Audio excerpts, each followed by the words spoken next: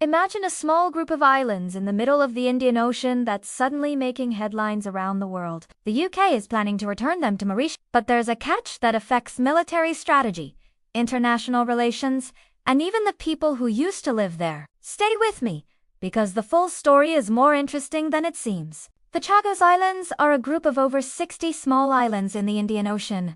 The largest, Diego Garcia, hosts a crucial UK-US military base, important for operations in several regions of the world. Here's an interesting fact. These islands were once part of Mauritius, but the UK separated them just before Mauritius became independent back in 1968.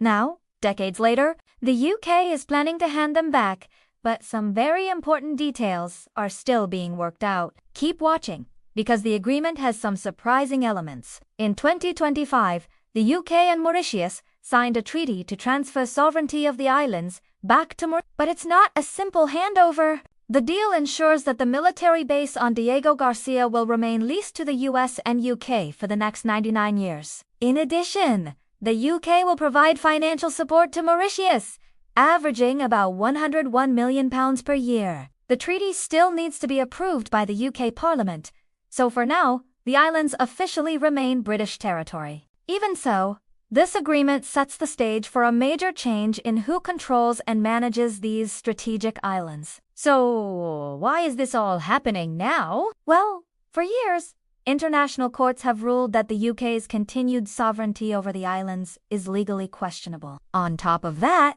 there's the human element. The Chagossian people, who were forcibly removed from the islands decades ago to make way for the base, may finally get the recognition and the chance to return home that they have been fighting for. From the UK's perspective, they also want to make sure the military base continues operating smoothly, which is why this agreement is a careful balance of sovereignty, security, and support for the local communities. And here's where international reactions get interesting. As you can imagine, a deal like this has drawn a lot of attention. Some world leaders have raised questions about the long-term implications, while Mauritius is celebrating the return of the islands as a final, important step in completing its The UK government, for its part, emphasizes that the agreement secures the future of the military base, while also respecting international law and addressing historical wrongs. This unique combination of strategy, law, and human history is what makes this deal so complex and fascinating. So, what's next? For the foreseeable future, Diego Garcia will continue to be a vital military base for the UK and the US.